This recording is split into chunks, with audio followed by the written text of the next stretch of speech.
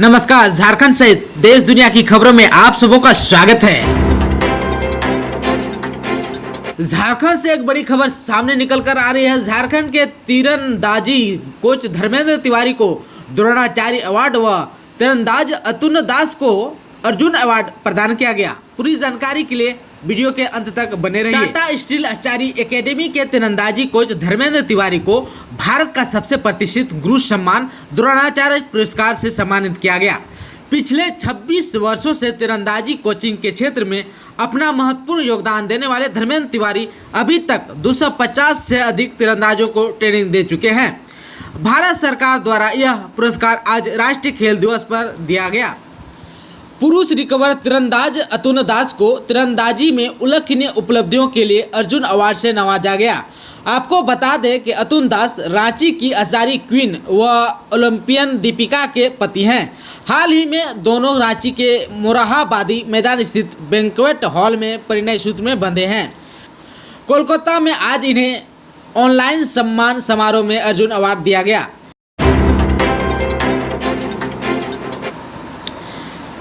झारखंड सरकार ने जारी किया है अनलॉक 4।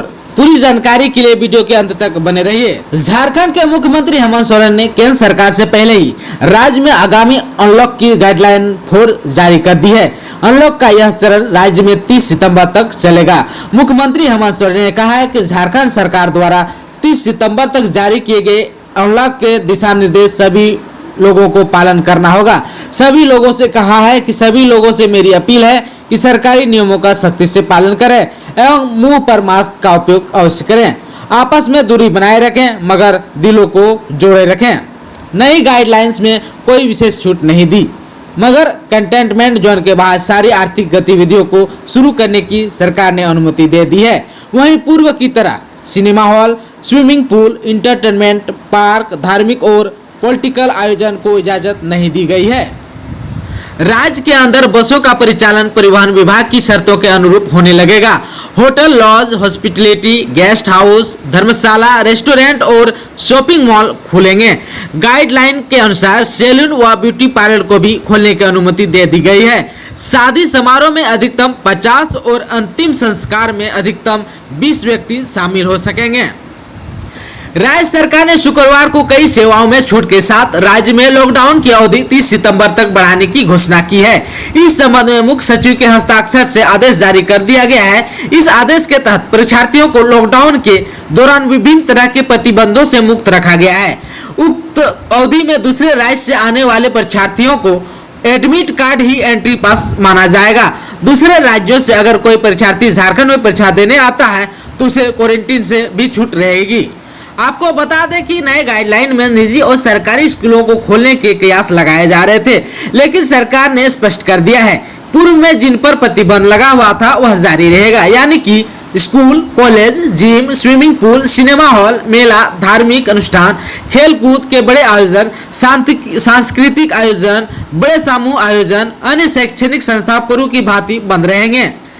पार्क, बार, थिएटर, ऑडिटोरियम, असेंबली हॉल और इस तरह के जो भी संस्थान होंगे वह सभी बंद रहेंगे। इसके अलावा इंटर आदि का परिचालन बंद रहेगा। धार्मिक संस्थान आम लोगों के लिए बंद रहेंगे। कुल मिलाकर पिछले अनलॉक में जो छूट दिए गए थे वह बरकरार रहेंगे। नई कोई छूट झारखंड सरकार की ओर से नहीं दी गई है। कोरोना वायरस महामारी के बीच अनलॉक की प्रक्रिया चल रही है। 1 सितंबर से शुरू होने वाले अनलॉक 4 के लिए गृह मंत्रालय ने शनिवार को दिशा निर्देश जारी किए। गृह मंत्रालय के दिशा निर्देशों के मुताबिक 7 सितंबर से मेट्रो सेवाएं चरणबद्ध तरीके से खुल सकेगी। हालांकि कोरोना के बढ़ते मामलों को देखते हुए स्कूल और कॉलेजों को फिलहाल 30 सितंबर 2020 तक बंद रखने का फैसला किया है। इस दौरान ऑनलाइन क्लास के जरिए पढ़ाई होगी। गृह मंत्रालय की ओर से जारी ताजा दिशा निर्देशों के मुताबिक सामाजिक, राजनीतिक और धार्मिक समेत अन्य आयोजनों की अनुमति होगी, लेकिन इसमें 100 से ज्यादा लोग के शामिल होने की इजाजत नहीं होगी। इस दौरान mask, social distancing, thermal scanning और सैनिटाइज का उपयोग अनिवार्य होगा। Cinema hall, swimming pool, entertainment park, theatre और इस तरह की जगहों पर गतिविधियां प्रतिबंध रहेगी। ताजा दिशा निर्देशों में केंद्रीय गृह मंत्रालय ने सभी राज्यों और केंद्र शासित प्रदेशों को कहा है कि आप कंटेनमेंट जोन के बाहर अपना लोकल लॉकडाउन नहीं लगा सकते। यह इसलिए अहम है क्योंकि केंद्र सरकार के लॉकडाउन हटाने के बाद बहुत से राज्य अपना लॉकडाउन लगा रखे हैं। साथ ही इस बात को भी दोहराया गया है कि लोगों की एक राज्य से दूसरे राज्य या एक ही राज्य के अंदर आवाजाही पर ना तो कोई रोक होगी और ना किसी तरह की इजाजत की जरूरत होगी। यह इसलिए अहम है क्योंकि केंद्र सरकार के कहने के बावजूद कुछ राज्य अपने यहाँ घुसने पर पाबंदी लगाकर बैठे थे। झारखंड के 23 जिलों में 1044 पॉजिटिव केस सामने आए। सबसे ज्यादा 234 पूर्वी सिंहभूम से और रांची में 139 केस सामने आए हैं। झारखंड में शनिवार को सबसे ज्यादा 234 कोरोना पॉजिटिव केस पूर्वी सिंहभूम जिला में मिले। रांची में 139 लोग कोरोना से संक्रमित पाए गए। बोकारो में 41, चतरा में 41, देवघर में 28, धनबाद में 19, दुमका में 65, गिरिडीह में 78, गढ़वा में 19, गोड्डा में 42, गुमला में 11, हजारीबाग में 41, जामताड़ा में 1, खुट्टी में 42, कोडरमा में 35, लोहरदगा में 1, पाकुड़ में 8, पलामू में 46, रामगढ़ में 31, साहिबगंज में 26, सरायकेला में 53, सिमडेगा में 15 और पश्चिमी सिंहभूम में 28 लोग कोरोना से संक्रमित मिले। इस दौरान 7 लोगों की मौत भी हो गई है। 17 जिले के 845 लोगों ने दी कोरोना से मात।